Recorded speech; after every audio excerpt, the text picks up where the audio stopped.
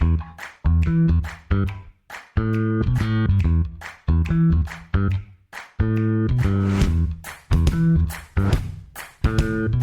listening to the Common Fan Podcast, a Husker football podcast for the common fan, by the common fan. Schlesinger and Phillips in the eye to snap to Tommy, and they give on the trap play, and it's Schlesinger inside the 5, and there for the touchdown! He's got the touchdown! It's the touchdown for Corey Schlesinger, and Nebraska takes the lead with 2:46 left to go in the ballgame. And the national championship is Nebraska's. Bring that trophy back to Lincoln. Being recorded. Welcome back to the Common Fan Podcast. I am TJ Burkle, as always, alongside Matty Owens Sr. and Geoff in Lincoln. Football season is right around the corner, Common fans, and you need to be stockpiled up on certified Piedmontese beef for your tailgates and game-watching parties. Good news on that front. You can now get 25% off beef purchased at cpbeef.com using the promo code COMMONFAN, all one word, COMMONFAN. Certified Piedmontese is a premium Nebraska beef company, and they've got everything from steaks to burgers to ribs to hot dogs and more. Stop by your local Mercado Butcher Shop in Lincoln or Omaha, or get 25% off at cpbeef.com using promo code COMMONFAN. And get certified Piedmontese products shipped right to your front door anywhere across all 50 states. Certified Piedmontese, powering the Husker football team and powering the Common Fan Podcast. Common Fan should also make sure to check out our brand new website, www.commonfan.co. Sign up for our free newsletter, subscribe on YouTube, and keep up with all the fun and frivolity of the Common Fans. We went to TS Web Services to build the site for us, and we could not be happier. The team of experts is dedicated to providing top-notch solutions tailored to your needs. Whether you need web development or hosting, they've got you covered. We had a great experience working with their team. They were very responsive and delivered high-quality work. TS Web Services can help improve, design, or host your website, and you can see a prime example of their work at www.commonfan.co. We are absolutely thrilled to have a giant in the Nebraska sports landscape joining us today. He is currently the voice of Nebraska basketball and previously served as the announcer for both Nebraska football and basketball from 1974 to 1996. He's a member of the Nebraska Broadcasters Association Hall of Fame, and he is literally the voice of the Huskers for an entire generation of Nebraska fans, and that includes all three Common fans here today. We are talking about the one and only Kent Pavelka. Kent, it is an unbelievable honor to have you join us. Thank you for being here today. I'm pleased to do it. Let's talk. Let's dive in. Let's talk. Kent, we just finished a 6-episode series looking back at all of the Nebraska football coaches of the post-Osborne era, basically. And it's funny because we're old enough to remember, looking back before the national championships, people were losing patience with Tom Osborne, and he couldn't win the big one was always the line. And I remember that as a kid. Now looking back at some of the roller coaster of the last 25 years, it's clear how remarkable his consistent success really was. What made T.O. so good? Oh, wow. That's a really good question. Might take an hour to talk about him. We've got time. He was an unparalleled football mind, for one thing, offensively in particular. And that's not embellishing it at all. He was, he was the offensive coordinator and head coach. I mean, he didn't give up calling the plays once he became head coach. And that tells you something, given the success of his program. He was smart enough to understand, I think, that Nebraska needed to be different offensively than everybody else. Thus the I formation and the option. very, very cool move, clever move in that, a lot of times like Oklahoma, people didn't face that offense, didn't have to defend that offense very often. So it was difficult in a week's time to get prepared for Nebraska.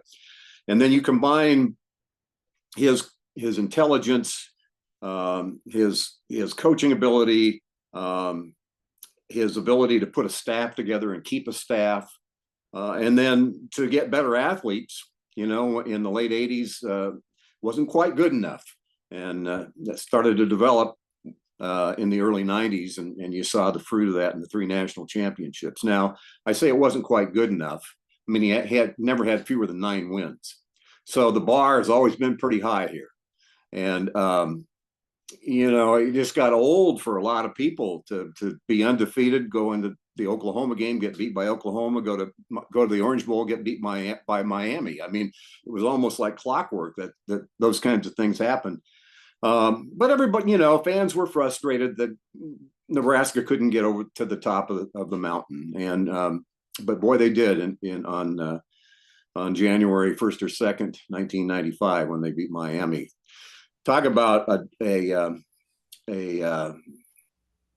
period of time, a long stretch between national championships. It had been since 1971, that it was 24 years before he won one. So I guess, you talk about the last 25 years here at Nebraska hasn't been so good. Fans have suffered through long periods of time, but back in those days, suffering was winning 9 games. So a little bit of difference. Still winning the conference pretty regularly. Yeah, right. Yeah, winning the conference or finishing second to Oklahoma. I mean, it was a 2-man race always, until Colorado got good, and then it was a three team league. But those were great days. They're long gone. The whole paradigm has changed in so many ways. There's no way to compare then to now, really. Well, and Kent, I'm glad that you said that, because there's some parallels there. You mentioned getting back to the top of the mountain, which we're still trying to do to this day. And any good fan podcast likes to look to the future with high expectations and hope. So I would be remiss if I didn't at least pick your brain about Matt Rhule a little bit here. So you've seen some things. You've called just about every one of Tom Osborne's games. I mean, you knew Bob Devaney, for Pete's sake. You've seen and worked with some of the best in the business. So you know a thing or two about coaching and how this thing operates. Is there anything that stands out to you about Matt Rhule? Do you think he can have sustained success at Nebraska? Are we going the right direction with him, do you think? Well, absolutely going in the right direction, but the jury is out, until it happens. It's all theory, but he's done the right things. I mean, he's won the PR war, the PR battle, hands down, said the right things, carries himself with the media, I think perfectly. And he's got the fans jacked, and there's so much, again, the contrast between then and now. Everybody follows every move in terms of recruiting now, and back then it just wasn't the same thing. But he's got everybody excited with all the recruiting that he's doing, and every website reporting on the latest guy that's been in Lincoln that came from Georgia or whatever. So I mean, I don't think he could have done a better job, except for last year wins and losses. I mean, if he'd come in here and won 8 or 9 games, that would have been even better. But he's got plenty of time to do that. I think this is an important year to show some improvement, and we'll wait and see. That's why there's so much excitement and anticipation. Yeah, 100%. Yep. So do you really go by Geoff, or everybody? It's Jeff officially, but everybody calls me Geoff. It's been that way since I was like 5 years old. So do not call me Jeff, Mr. Pavelka. Just call me Geoff. You could just change the spelling, man. Yeah. Talk to my mom and dad about that. He spells it the wrong way. Take it up with Rue and Peggy. Yeah, there you go. KP, this is an absolute thrill for me and the guys to have you on today. I mean, you think about it, those of us Husker fans in our 40s and 50s you've pretty much been a part of our whole lives as Husker fans. I've got really, really fond memories of, riding to football games and basketball games and having you on the radio on the way there and you on the radio on the way home. And if it's a road game or, we're old enough where there was football and basketball games that weren't even televised. And we're very, very spoiled because we got you instead. As a kid, I had a copy of, you brought up the Orange Bowl against Dennis Erickson, Warren Sapp, and Ray Lewis in Miami and those guys. I had a copy of that Orange Bowl on a VHS tape, and it was paired up with your radio call with Gary Saddlemeyer. And so there's so many great lines that you had in that game. Probably up there, in my opinion, with Lyle Bremser's Game of the Century radio call. I just got to ask, you've got so many great lines in there, but to bring that trophy back to Lincoln line is just so iconic, and we'd been through so many hard times and heartbreak and Tom Osborne not winning the big one. What did it feel like to be for that? And what were you feeling as you said those words? Well, first of all, people sometimes ask me if, I plan those kinds of things. And I'll admit, I have a few notes on some of my basketball spotting boards that if the right occasion comes up, there's something I'm going to go to. But that one came out of my heart and soul. I mean, in the moment. And because at that precise moment in time, it was clear that they were going to bring that trophy back to Lincoln. And it goes back to the fact that it had been so long in between national championships. And you talk about, a fan base that had been loyal and had listened to Bremser all those years and then hung in there with us, and you're right. We had a bunch of games that weren't on TV, so that helped us. But somebody the other day was asking me about what was it like? It was your dad, actually. I think it was your father. Asked me, because we have breakfast on Saturdays. What was it like in the booth? And I said, man, I never thought about, I'm glad you asked that because I really thought about it, at the end of the game and everything. But at the end of the game, we were packing up. The whole place was empty. The Orange Bowl was empty. It was just us in the booth getting our radio gear together. And we were kind of stunned. I mean, there wasn't a lot of chatter amongst the broadcast crew. No, there were no words. And looking back on it, I expected, I always had this fantasy of what it would be like. And, I figured I'd be doing cartwheels and jumping up and down. But I don't know. In the moment, it was like a time to reflect on everything. And I was pretty sober, Can't say I was later in the evening, but yeah, it was a monumental thing for Nebraska football to win that thing again. And everybody, I think, for the most part, beyond just being really, really happy about achieving that, I think people felt that way for Tom Osborne. I mean, it was vindication for him for, a lot of great years that didn't win them all. Well, they won them all that year. So, yeah, it was, thinking back on it, I can see it in my mind right now. We got in the car and went back to the hotel and commenced a party. But in between times, it was kind of like, wow, I don't know what to say. Did you have a chance to talk to Coach Osborne like at some point after the game? Yeah, I think we were at the Fontainebleau Hotel, and I found his room and knocked on the door, and he had his family in there. He opened the door. Hello, Kent. I said, I just got to tell you how happy I am for you. And he was touched by the moment. I mean, he knew what it meant, but he was consistently the same guy. I mean, he would have opened the door if I'd pounded on it after an Oklahoma loss, and with the same would have been the same Tom Osborne. That's so cool. Sorry, Jeff, were you saying something? No, go ahead. Okay. Well, I got to ask you about a different game in history that that did not end quite as well. January 1, 1984, Orange Bowl game against Miami. The Huskers come in as heavy favorites, end up struggling for a lot of the game. Famously, they score on a gutsy 4th and 8 option play with less than a minute left to pull within 1 point, 31-30.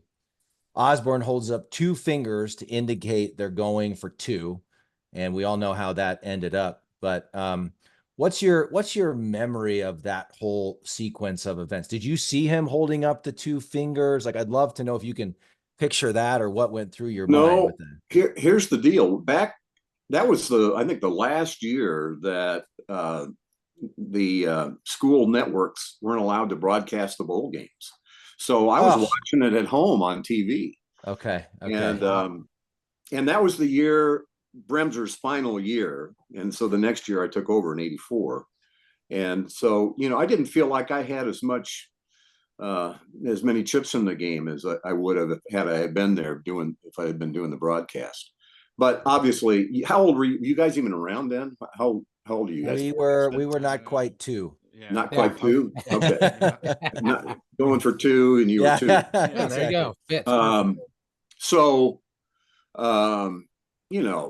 everybody in the state was except for the Richard heads and there weren't very many of them. They were almost, there was unanimity that he did the right thing. Showed a lot of character. If he'd gone for the tie, what would that have said? And maybe they would have gone on to win it. But there wasn't any question he was going to go for 2, and everybody, I think, all the fans agreed with that, almost 100%. Yeah, absolutely. Well, so the 84 Orange Bowl lost to Clemson was, I think, in a way, that was the game that turned the corner in a way, I think, in terms of going to that next level. They struggled a little bit after that for 3 or 4 years, but then they really got good in the late 80s and in the 90s. Sure. We remember that. Oh yeah. We were old enough then. Yeah. I mean, like I said, you've been around for a while, so I've got kind of a broader question for you. You've probably been around a lot of these teams quite a bit of time behind the scenes, and you probably see stuff that us common fans don't actually get to see, whether it's on television or in person. But do you have any like a really funny, or what's the funniest or craziest thing that you may have seen that's not common knowledge to the fan base? Is there anything out there, a story you could tell us that you would know that may, or your favorite one, I should say? There's plenty, but I can't share any of them with you. I mean, I don't know that the statute of limitations has expired on some of the stuff that happened off the air. But that's been, without getting specific, and we can talk about it, but just in a general sense, that's been the real joy for me, is this journey since I grew up in Lincoln, and I watched football and basketball like you guys did when you were young, Nebraska, and went to the university and finished there. And it was always my dream to do this and be the voice of the Huskers. So it's been an unbelievable life. And notwithstanding getting, exiled for 10 years at one point for the broadcasts and losing the football, which we can talk about if you'd like. But anyway, that question is so loaded. There's so many things with the broadcast crew, with the relationships with the coaches, being on the road, preparation for games, pouring your heart and soul into this thing on a level that I don't think I can explain. And I don't, it's been a joy to do it, but it's been an experience like none other. I mean, you would have had to have been in these shoes to know all the little things that have gone into it, and the reward, how rewarding it's been. I think the relationships are always the thing that trump anything you can talk about in terms of analyzing it.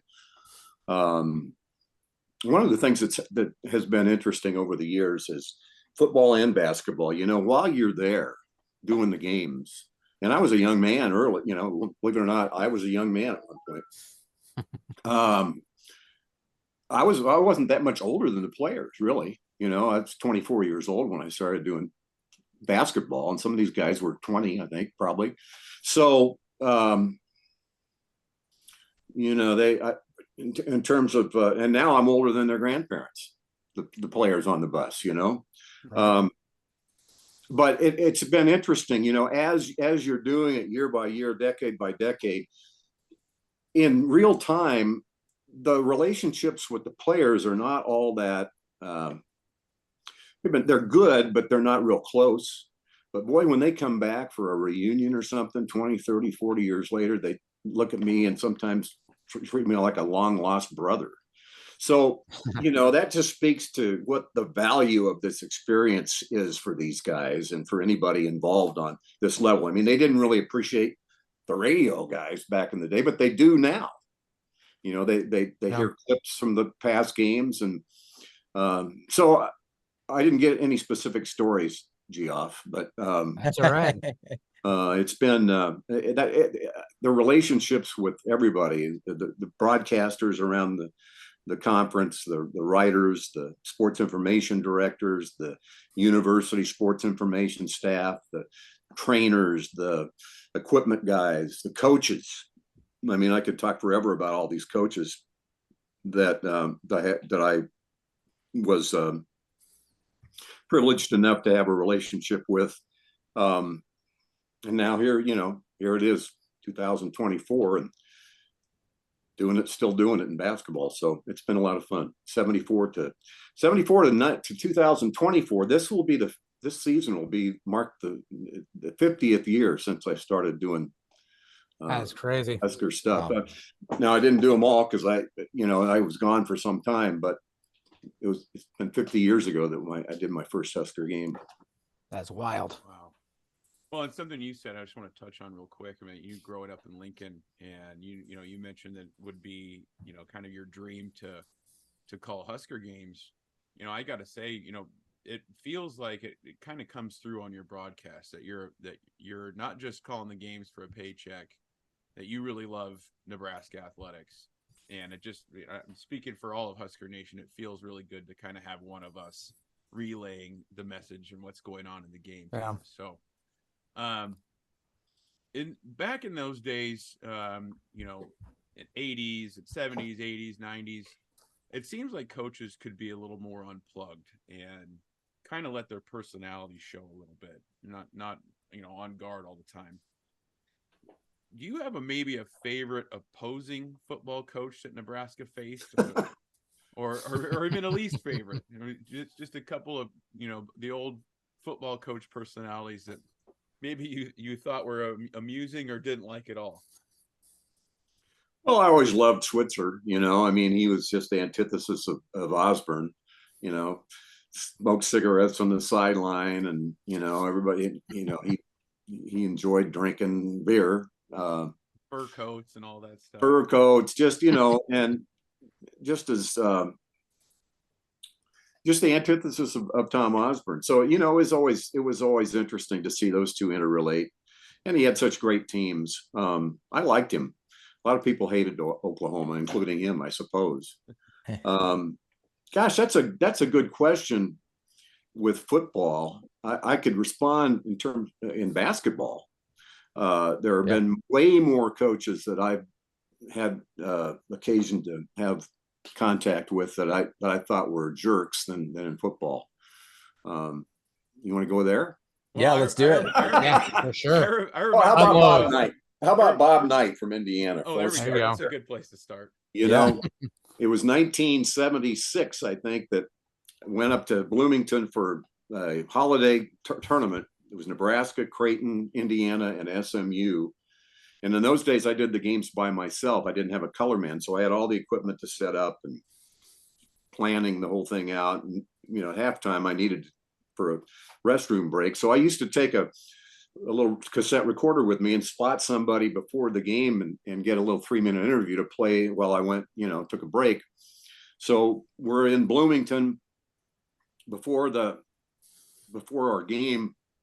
It might have been the night before, whatever. We're there, and somebody said, "Well, there's Bobby Knight over there." And I thought, "Who's Bobby Knight?" I mean, he wasn't Bobby Knight then, right? Right. And I thought, "Oh, that's a good idea." So I walked up to him and I introduced myself and asked him, I thought pretty graciously, if he could spare 3 minutes so that I could do this little taping thing with him.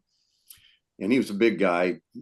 I'm 6'3". He was like 6'6", I think. And he was with some people in the crowd and kind of stopped and looked at me. You got 30 seconds. and I just about melted. I mean, I should have turned around and left. But of course I'm shaken by then because Bob Knight's, playing a big time deal on me. And so I never liked him. I mean, in basketball, you see these guys' personality way more on the sidelines than you do in football, and how they treat players. I just don't think there's any room for that anymore. I know Coach Hoiberg loves Tom Izzo, and I think he's a great guy, probably for everything I've heard, and a good coach. But I don't like the way he treats his players during games. I just don't like that. Right. So, anybody like that, I don't have any time for. I just don't. What about some of those old Big 8 basketball coaches? Dirk did that unbelievable, multi-part series about the Danny Nee era. Yeah. World Herald a few years ago, and it brought back so many memories. Yeah. That was like we were kids in the Danny Nee era, but we'd go to a lot of those games. Who are some of your favorite or least favorite of those Big 8 old? That era was great. I mean, Danny was, in the mix in terms of a unique personality. I love the guy. And I don't think he's been given the credit that he's due in terms of how good they were back in those days. Agreed. I was really glad they have him back last year on the 25th reunion of the Big 8 holiday tournament or postseason tournament championship. He came back, and I think he was touched by how warm everybody was and how everybody felt toward him. I told him, drove him over to the arena for that game, and I said, "You're going to be surprised today how much people love you." And he found out. But anyway, Danny was Nebraska's guy in that mix. But you had Johnny Orr at Iowa State. There was nobody like him. They played the Tonight Show theme at Hilton Coliseum, and he'd come in and the spotlights on him. And I mean, it was just a show. It was showbiz. And, he was irascible in terms of what things he would say and how he was clever. He was funny, and yet he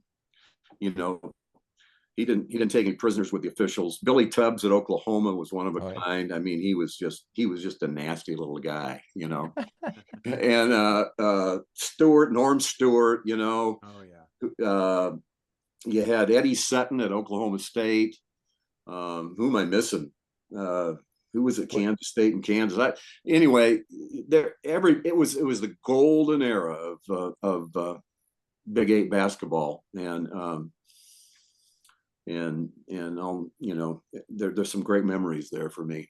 Was it Missouri that was such a terrible place to play, and they throw batteries at the players and they were warming up or something? Was that Missouri? Yeah, they had a student group called the Antlers, and these guys they would imagine you guys. I'm surprised this doesn't happen more at PBA, but this group of guys. I mean, I think you had to audition to be in the Antlers because they were just nasty, and they would get information about players' families, and I mean, and they would be really, really rude. So Jake can tell you some stories about some things they said about him. But anyway, it was 1982. They were 19-0, and we were pretty good that year. Mo Iba was the coach after Joe Cipriano had passed away. And we had lost at home to them in a real low-scoring game like 10 days before we played them in Columbia. And we went in there. They were 19-0, ranked number 1 in the country. They had a big center, Steve Stepanovich, and John Sunvold was their point guard. And they, of course, I'm sure thought that there wasn't going to be any problem beating Nebraska that day. Well, Nebraska won the game 67-51. I mean, we just slapped them around, beat number 1. That was I've gotten to call 2 knocking up number 1 teams twice now. That one and then this last one last year. Yeah.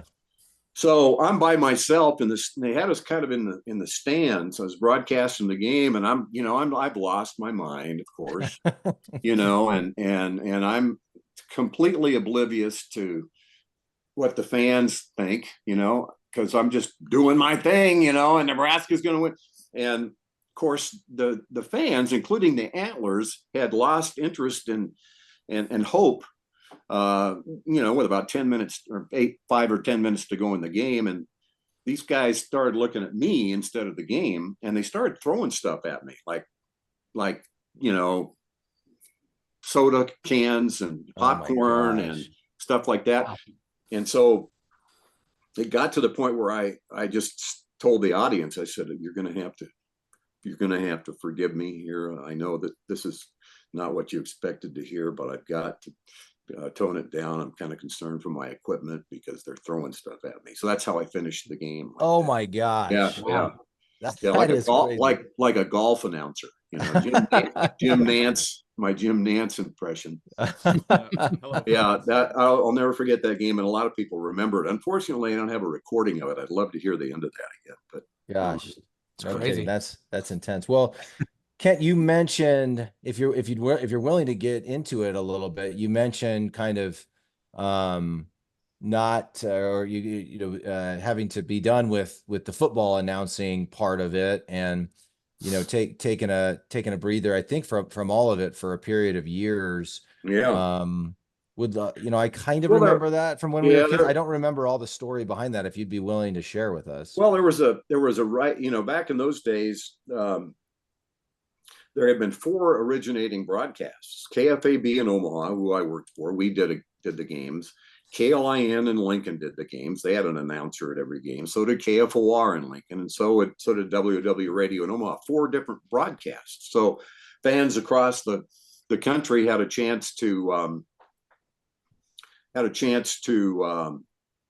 listen to whoever they wanted to, and then I forgot what year it was. They put it up for bid, and we won. KFAB won the exclusive rights. And so the first year I did the games, we were the only broadcast.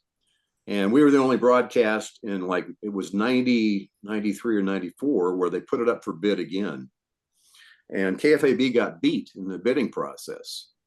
And so the new rights owner, Bill Byrne, was the athletic director at the time, and he told me it was really important to him that I be willing to talk to the new rights holder about leaving KFAB and joining them, working for them, and so I can continue to do the games. I said, sure, I'll talk to him.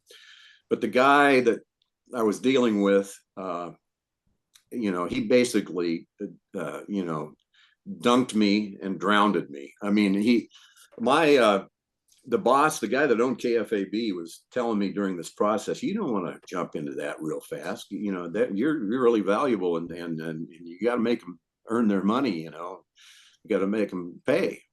And so I got taken in on that by that. I got to thinking that was a pretty big deal. And this guy didn't want to budge in terms of salary and just hired somebody else. And it was just, I mean, I woke up in the morning, one morning, and it was in the front page of the paper that he had decided to hire this other guy. That's how I found out about it. Yeah. Oof. Dang. So I was exiled. I was in exile for 10 years. And then Steve Peterson, I mean, you can't find a lot of people who want to say much good about Steve, but I will. I mean, he called and asked me if I would want to come back and do basketball. So I mean, he was a good friend of mine, and he brought me back to do basketball. Kind of disappointed. There were a couple of guys that were announcers doing football at the time, and there was an opening, and they didn't ask me back to do football again. But anyway, that's a personal story, but Sure. you know, and a lot of people, and they also the rights holder who did not hire me took so much grief about not hiring me that he got a hold of the World Herald, and the World Herald did this expose, and it was a front page story in the paper about all the stuff that I had asked for in the contract negotiations. And they made me out to be like this, this guy that was trying to rob the bank, and he wanted to smear me in terms of asking for too much money. Wow. God forbid. These days, I'm on the airplane, I'm looking around, and the coaches and now the players, and I'm thinking, God, I'm the only one not making any money. That's got to be tough to go through That all is. that. Yeah. Well, I mean, it was a long time ago, but that's what happened. And from my point of view, I mean, the guy that didn't hire me, he would tell it differently, but. Yeah. Sure. Oh, I don't have a great memory of all that, but I just remember being about 13 or 14 years old and being like, why the hell isn't Kent Pavelka doing the radio calls? Because they wanted to pay me $30,000 a year. That's why. I mean, the thing in broadcasting, and it's still a reality, is that people who own radio stations and broadcast rights and networks, they're in it to make money. And the last thing they care about, this guy told me when I was negotiating with him, he said, I can put Donald Duck in the booth if I want to. And he did, basically. But, there's two customers when it comes to broadcast. It's the advertiser is one customer, and that's all ownership is concerned about. Just you're going to get a talent as cheap as you can get it. And, without understanding that the talent is the product and the only thing that the public relates to. They don't care about your ad sales. Yep. Right. Yeah. I think that's, I honestly, you start to feel like we're communicating today. I think you start to feel like, you've got a relationship with this person who who's calling the games for your favorite team. And there's a source of comfort in that. And they're the voice, like we said, the voice of the Huskers for our generation. And so, it's interesting that I just don't mean to interrupt you, but no. we're talking a little bit about the reality of listeners feeling, that through the radio broadcast that they're close to the game. Yeah. And that was always my ambition and mission. When I first started doing this, was I had two objectives. One, to try to describe things as detailed as possible so people would get a mental picture where the ball was and what was happening, and that's a challenge, because you can get to going too fast too. I mean, you got to have a pace to it, but that's what you want to do primarily, is give the listener this mental picture. But I also thought that with Nebraska, hey, I'm from Lincoln. I graduated there. I know that my audience are fans. I mean, I'm not working for ESPN or CBS and worried about, being objective. I'll be objective in terms. I mean, you can't challenge me for saying that something wasn't true that I said, but the enthusiasm with which I say it, the whole point of that is to make the listener feel like they're there and part of it. Because I think that's why they listen, because they want to be. They don't have a ticket. They're in Ainsworth, and they want to see, tune in to find out if Nebraska is going to beat Purdue, and they're emotionally invested. And I know that when I'm calling the game, and I know they feel the same way when the ball goes in and we win the game as I do. I mean, I want them to feel the reality of the arena at that night. That's awesome. I mean, I to kind of piggyback off what you said there, Yeah, and TJ mentioned it too, just like you have almost a relationship. It's like I always phrased it with my buddies at work. It's like a warm blanket. You have that voice, that sound, and it's just something that just brings you comfort. And so, Well, and it's not me. I mean, it's just I think it is you. people felt people felt the same way about Bremser, and he understood that. He understood what it was all about. And I facetiously sometimes tell people, hey, you don't have to be any good at this. Just hang around long enough. Don't get fired. And then, you end up being like an old shoe, you feel like an old comfortable blanket, an old comfortable shoe. Love it. You hear that, guys? We just need to hang around long enough. If we're going to be good at this, Yeah, just hang around long absolutely. enough. Yep. There you go. Fake it Do you still make it to any football games, Kent? I feel like No. There's no honorary suite, free tickets, free food. Are you kidding me? I was put out to pasture, and I've got a little bit of an attitude about what happened, and that nobody's reached out. So I watch the games and I want them to win, but I'm not going out. I'm not. They wanted me. I had season tickets. My family did for 50 years since '62 when Devaney got there, and a couple of years ago they called. You got to start paying. No, I'm not. I'm not paying you anything for these seats. I gotcha. I'm sure. Plus, I'm not going to go sit in them. So you can accuse me of having a big ego, and I'm probably guilty about that, and resentment, maybe a little bit still. Yeah. No, I appreciate your honesty on that. And I mean, what you went through was both intensely personal and very public. And so it's certainly understandable. You have a very unique perspective, and I think it's quite understandable. Yep. I know we want to ask you a little bit about the coming basketball season, but the name has come up a couple times here. So before we do that, real quick, I just would love to ask you, and this is before our time, but we all are familiar with the famous game of the century call and Johnny Rodgers' punt return, and just from hearing from our parents, what was Lyle Bremser like? He was a taskmaster. I mean, he was my boss. He was the general manager at KFAB, and if you were a listener, you didn't understand that relationship. So, and I was, he did the games for 46 years, and I stepped in the booth at age 24, and he intimidated the hell out of me. And I mean, he was a good man, and he was my mentor, but I was intimidated by him the entire time I worked beside him. So I don't have the same warm fuzzies as listeners do. It was my experience with him for 10 years was very nerve-wracking, and he was demanding. I spotted Nebraska. This is behind the scenes stuff. You have spotting boards, and in football, you can't be as detailed as you can in basketball. There's too many players to watch, so you got spotters telling you things with hand signals. And boy, if you miss something, bam, he'd elbow you in the ribs. And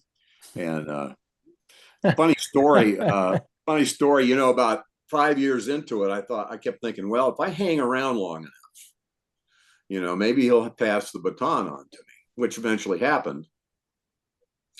But I remember one time in Lincoln, before a game, several years before that happened, right before kickoff, he had gone to use the restroom, and he got locked in the bathroom. He got locked in, and it was like 30 seconds before airtime, before the game was going to start, and everybody was trying to get get the door open for him so he could get on the air. And I was thinking, God, I hope they don't get the door open for him. This is my chance. Bremser's locked in the bathroom. That is so awesome. Yeah, that's great. Yeah, but he was a great announcer and a good man and a good teacher. Beauty. Yeah. Fantastic. Well, KP, we've got to ask you about Husker hoops. Out of the three of us common fans, I'm probably the biggest Husker hoops fan. Matt, let me answer the first question. It's Buchtenjel. Berke Buchtenjel. Our new guy, yeah. You were going to ask how to pronounce his name. Okay, all right, okay. I wasn't, but I'm glad you gave I us had that to one. I had to gather myself and with it and deliver it before you could ask me and put me on the spot. Berke Buchtenjel. Transfer from okay. I don't want to transfer from UCLA. Yeah. And I think he's going to be a big key to the Huskers' success this year.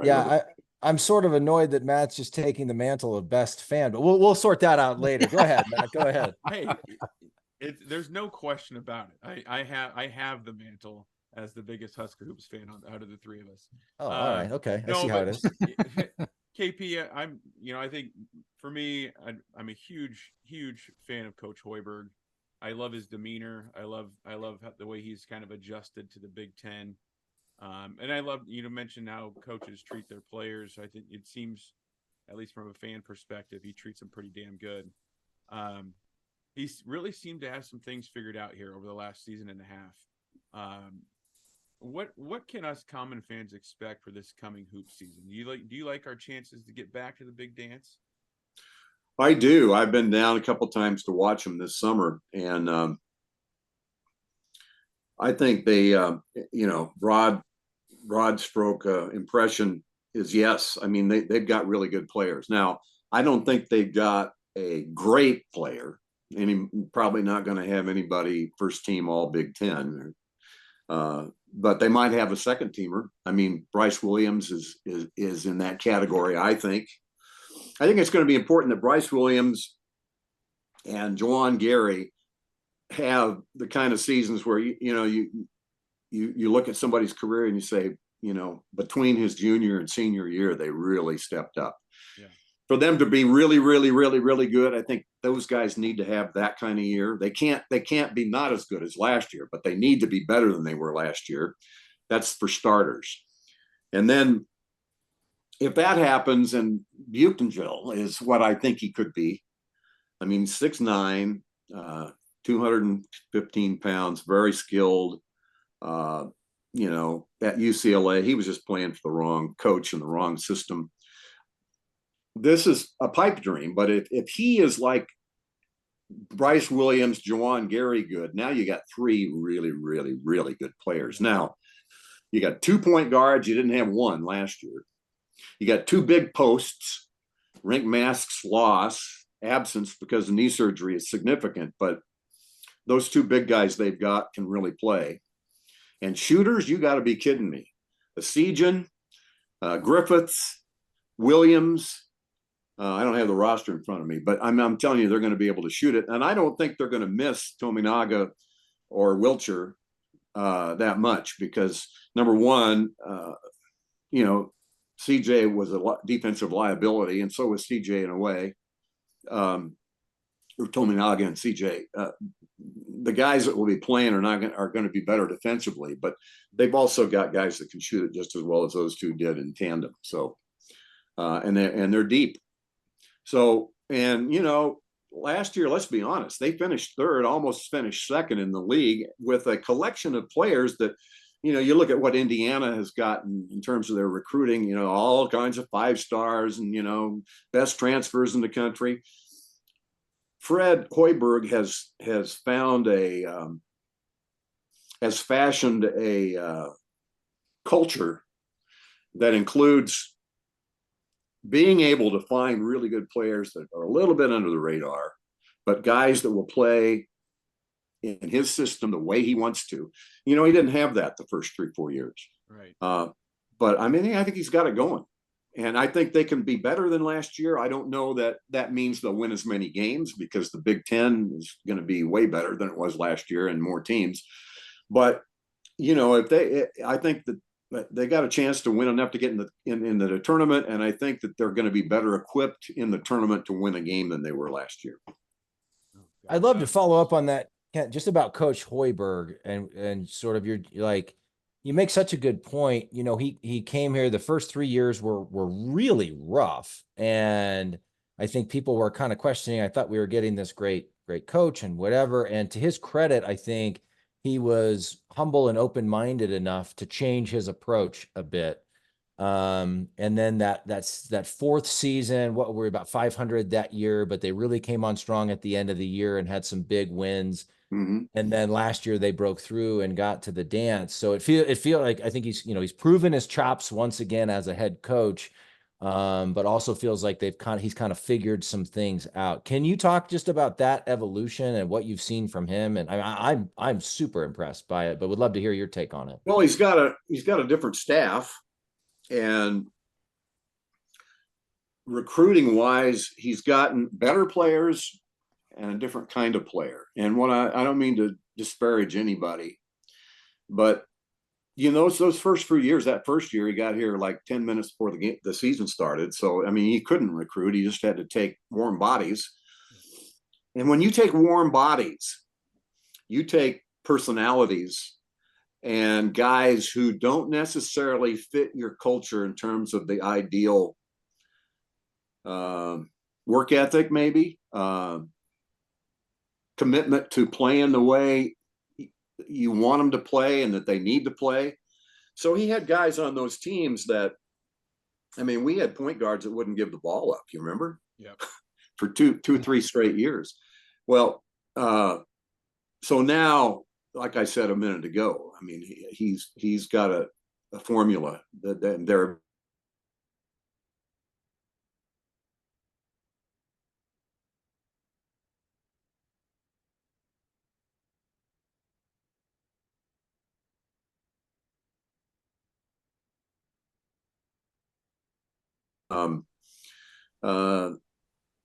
now the Nebraska fans can step up and bear responsibility in football and basketball. If we knew, I'm kind of going all over the place here, but at one point, if we knew what Creighton's 13-team budget is, NIL budget, the week Nebraska plays them, wouldn't that be great information for the fans? Wouldn't that be, if it were common knowledge, Nebraska's 105-player NIL budget compared to Ohio State's the week before you play them? That would explain a lot of things. Yeah. That would explain a lot of things, like why you're not winning or why you are winning. So I don't see any reason that shouldn't happen. But man, it's the wild, wild west now. I don't know what's going to happen, but I think Coach Hoiberg and has got a program. He'll roll with the punches and adjust to whatever the reality is, the paradigm, and that's going to change. But I'll tell you what, all I know is I went down there and I was impressed with they got 10 guys that can play. Last year, when you went to the bench, you didn't get any better. But this year you got guys 5 deep on the bench who can really, really, really help you. That's pretty exciting. Yeah, I think that's just my take. Right. Well, and it sounds like the great Kent Pavelka is encouraging Common fans to support NIL efforts at the University of Nebraska. So let's go, Husker fans. We're the best fans in the nation. We're the best fans in the nation. Even $5 a month can help your team. Yeah. Well, I mean, do you? I've not heard or seen anybody in the media put that suggestion out there. Do you agree? Coach Rhule has made that point. You're right. I think you're exactly right. It is the Wild West, and you think about like with NIL and the transfer portal, even in the pros, there's free agency, but then you have to sign a contract and stay somewhere for 3 or 4 years. Right. In college, there's no transparency about who's making what. No. You can transfer every year. It is the Wild West. It's not good for student athletes, in my opinion. I think we've talked about this off and on over many episodes. And I think that we're all on board with athletes getting a slice of the pie. Absolutely. The reason there's revenue is because of the athletes. And so they should get a piece of that pie.